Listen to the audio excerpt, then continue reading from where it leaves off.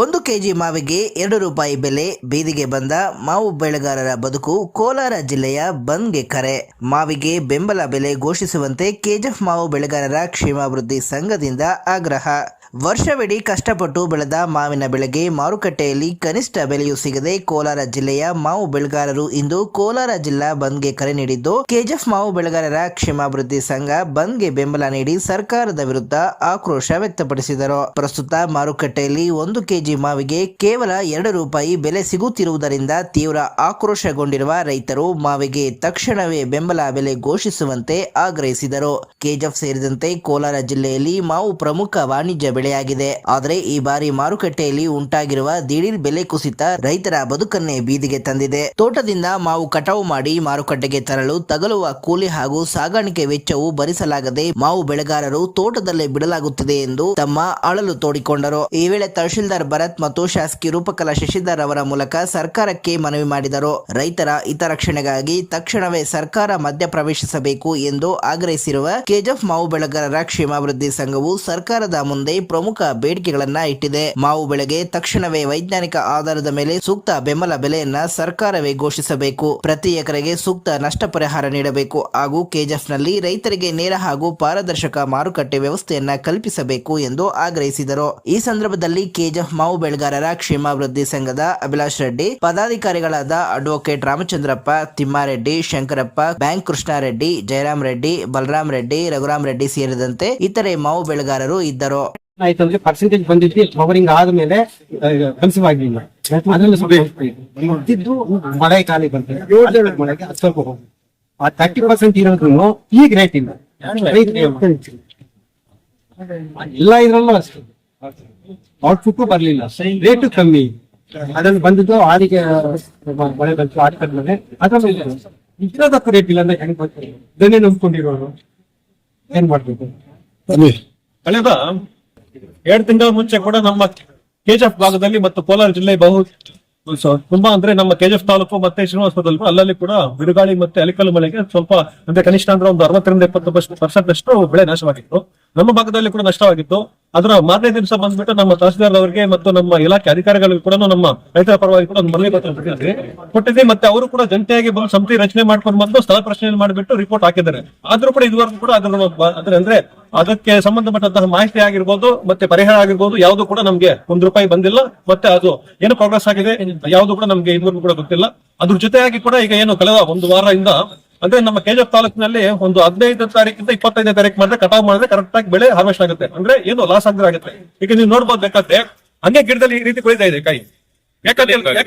ಯಾಕಂತ ಏನಂದ್ರೆ ಬರೀ 2 ರೂಪಾಯಿ 3 ರೂಪಾಯಿ ಕೇಳ್ತಾ ಇದ್ರು ಕೆಜಿ. ಅದು ಬೆಳಿಬೇಕಂತ ಹೇಳಿದ್ರೆ 1 ಎಕರೆಗೆ ಕನಿಷ್ಠ ಆದ್ರೆ 10ರಿಂದ 15 ಸಾವಿರ ಖರ್ಚಾಗ್ತಾ ಇದೆ. ಅದು ನಮಗೆ ಮಳೆ ಇಲ್ದಿರಾ ನಮ್ದು ಬಂದ್ಬಿಟ್ಟು ಬಯಲ್ಸೀಮೆ. ಮಳೆ ಇಲ್ದಕ್ಕೋಸ್ಕರ ಒಂದು ಟ್ಯಾಂಕರ್ಗೆ 800 ರೂಪಾಯಿ ಖರ್ಚು ಮಾಡ್ಬಿಟ್ಟು ಸರಿಸುಮಾರು 15 ಸಾವಿರ ಖರ್ಚಾಗ್ತಿದೆ. ಅಷ್ಟು ಖರ್ಚು ಮಾಡಿ ಅಲಿಕಲ್ ಮಳೆ ಬಿತ್ತು, ಬಿರುಗಾಳಿ ಆಯ್ತು, ಆಗ್ಲಾಸ್ ಆಯ್ತು. ಮತ್ತೆ ಇರುವಂತಹ ಒಂದು 20-30% ಅಷ್ಟು ಕಾಯಿ ಕೂಡ ಬೆಳೆ ಇಲ್ದಿರಾ ನೋಡಿ ಕಳೆದ 3-4 ದಿನಗಳ ಮುಂಚೆ ನಮ್ಮ ಪಕ್ಕದ ಆಂಧ್ರ ಪ್ರದೇಶ ಸರ್ಕಾರ 4 ರೂಪಾಯಿ ಬೆಂಬಲ ಬೆಲೆ ಘೋಷಿಸಿದೆ ಮತ್ತು ಅದರ ಜೊತೆಗೆ ಕೂಡ ಪರಿಹಾರ ಕೂಡ ವಿತರಿಸ್ತಾ ಇದೆ. ಆದ್ರೆ ನಮ್ಮ ಸರ್ಕಾರ ಆಗಿರ್ಬೋದು, ಕೇಂದ್ರ ಸರ್ಕಾರ ಆಗಿರ್ಬೋದು ಇದುವರೆಗೂ ಕೂಡ ಒಂದು ಮಾವು ಬೆಳೆಗಾರರಿಗೆ ನಮ್ಮ ಕಷ್ಟಕ್ಕೆ ಸ್ಪಂದನೆ ಮಾಡ್ತಾ ಇಲ್ಲ. ಆದ ಕಾರಣಕ್ಕಾಗಿ ನಮ್ಮ ಕೋಲಾರ ಜಿಲ್ಲಾ ಮಾವು ಬೆಳೆಗಾರ ಸಂಘದ ಅಧ್ಯಕ್ಷರಾದಂತಹ ಚಿನ್ನಪ್ಪ ರೆಡ್ಡಿ ಅವರು ಮತ್ತು ಎಲ್ಲ ಸಮಸ್ತ ಕೆಜಿಎಫ್ ತಾಲೂಕು ಮತ್ತು ಕೋಲಾರ ಜಿಲ್ಲೆಯ ಸಮಸ್ತ ಮಾವು ಬೆಳೆಗಾರ ಹಿತಾಸಕ್ತಿಗೋಸ್ಕರ ಇವತ್ತು ಕೋಲಾರ ಜಿಲ್ಲೆ ಬಂದ್ ಅಂತ ಹೇಳಿ ಇವತ್ತು ಆಚರಣೆ ಮಾಡ್ತಾ ಇದ್ದಾರೆ.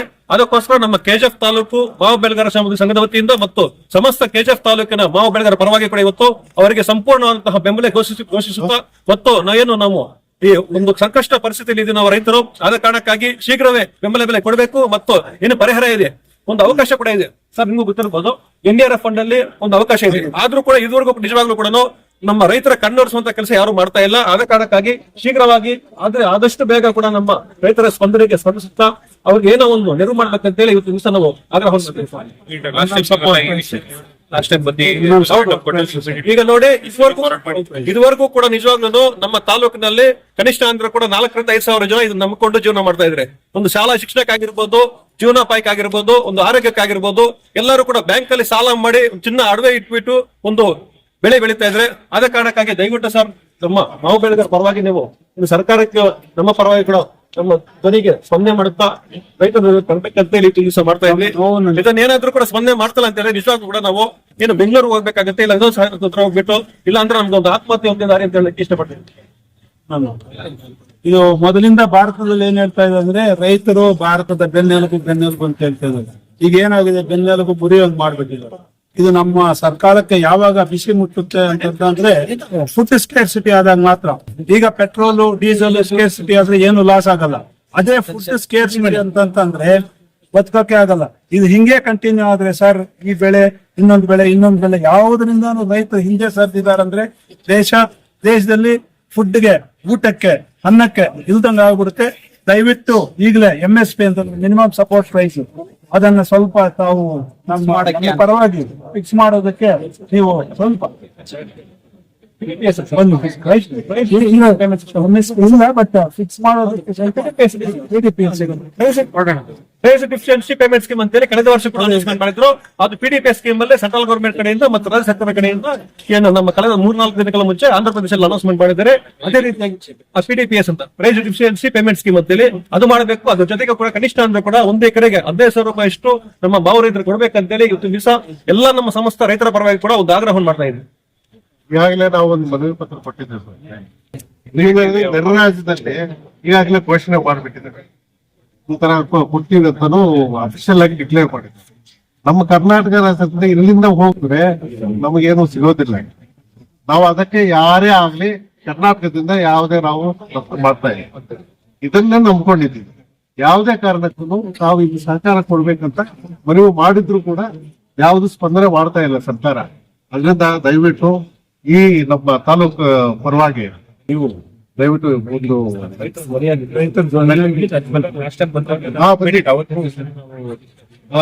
ಸಮಿತಿ ರಚನೆ ಮಾಡಿ ಸಮಿತಿಯಲ್ಲಿ ಈಗ ಇದು ಪೆರಿಷಬಲ್ ಗೂಡ್ಸ್ ಫೋಟೋಸ್ ರಿಪೋರ್ಟ್ ನೋಡಿ, ಯಾವುದೇ ಆಗಲಿ ಮಾರ್ಕೆಟ್ ಅಲ್ಲಿ ಕೇಳ್ಬೇಕಾದ್ರೆ 4 ಏನ್ ಮಾಡಿ ಹೇಳಿ. ಇದೇ ಪರಿಸ್ಥಿತಿ ಬೇಕಾದ್ರೆ ನೀವು ಸ್ಥಳ ಪರಿಶೀಲನೆ ಮಾಡಬಹುದು. ಗಿಡದಲ್ಲಿ ನಿಜವಾಗ್ಲೂ ಕೂಡ ಹಿಂಗೆ ಬಿದ್ದಿದೆ 70% ಎಲ್ಲ ಈ ರೀತಿ ಬಿದ್ದಿದೆ. ನೀವು ಒಂದು ಸ್ಥಳ ಪರಿಶೀಲನೆ ಮಾಡ್ಬೋದು. ಸೇಯಿಂಗ್ ಇದೆ ಅಗ್ರಿಕಲ್ಚರ್ ರೈತಿಂಗ್ ಇದೆ. ಮಳೆಯ ನಾವು ವ್ಯವಸಾಯನೇ ಆತರ ಇದೆ. ಬೆಳೆ ಬೆಳೀತಾರೆ, ಇನ್ಶೂರೆನ್ಸ್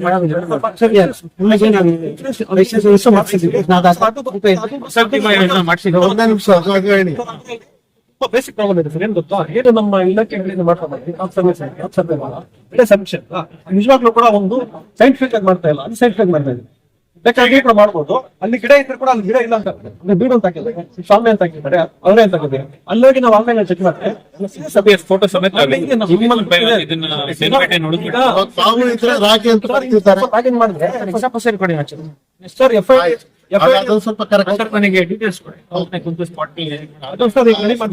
ಟೆಕ್ನಿಕಲ್ ಪ್ರಾಬ್ಲಮ್ಸ್ ಇದರಿಂದ ನಮಗೆ ತಲುಪ್ತಾ ಇಲ್ಲ ಸರ್. ನೆಕ್ಸ್ಟ್ ನೋಡಿ, ಈಗ ಜುಲೈ 1ನೇ ತಾರೀಕು ನಿಜವಾಗ್ಲೂ ಇನ್ಶೂರೆನ್ಸ್ ಓಪನ್ ಆಗುತ್ತೆ. ಎಲ್ಲರಿಗೂ ಕೂಡ ಅವೇರ್ನೆಸ್ ಮಾಡ್ತಾ ಇದ್ದೀವಿ, ನಮ್ಮ ಕಡೆಯಿಂದ ಅವೇರ್ನೆಸ್ ಮಾಡ್ತಾ ಇದ್ದೀವಿ. ಆದ್ರೂ ಕೂಡ ಸ್ವಲ್ಪ ಅನ್ಸೈಂಟಿಫಿಕ್ ಆಗಿ ಸ್ವಲ್ಪ ಪ್ರಾಬ್ಲಮ್ ಆಗ್ತದೆ. ದಯವಿಟ್ಟು ನೀವು ಒಂದು ವಾರ್ನಿಂಗ್ ಕೊಡಿ ಅವರಿಗೆ. ದಯವಿಟ್ಟು ಎಲ್ಲರೂ ಕೂಡ ಒಂದು ಮಿನಿಮಮ್ ಏನಂದ್ರೆ ಈ P ನಂಬರ್ ಇರುತ್ತಲ್ಲ, ಅದು ಬಂದ್ಬಿಟ್ಟು ಅಲ್ಲಿ ತುಂಬಾ ಪ್ರಾಬ್ಲಮ್ ಆಗ್ತದೆ. ಬೀಡು ಎಲ್ಲ ಆಗ್ಬಿಡ್ತಾ ಇದೆ. ಮಧುವಾದಲ್ಲಿ ಆಗ್ಬಾರ್ದು, ಸಂಘಟನೆ ಆಗಿರ್ಬೋದು, ಸುಮಾರು ಆ ರೀತಿ ಮಾಡ್ತಾ ಇದ್ದಾರೆ. ಅದಕ್ಕೋಸ್ಕರ ಅವಕಾಶ ಅವರು ಸೇಮ್ ಟೈಮ್ ಅಲ್ಲಿ ಮಿಕ್ಸ್ಡ್ ಕ್ರಾಪ್ ಹಾಕ್ತಾರಲ್ಲ, ಮಾವಿನ ಗಿಡದಲ್ಲಿ ಉಳ್ಳಿ ಚೆಲ್ಲಿದ್ರೆ ಉಳ್ಳಿ ಅಂತ ಹಾಕ್ಬಿಡ್ತಾರೆ. ಮಾವು ಎಂಟ್ರಿ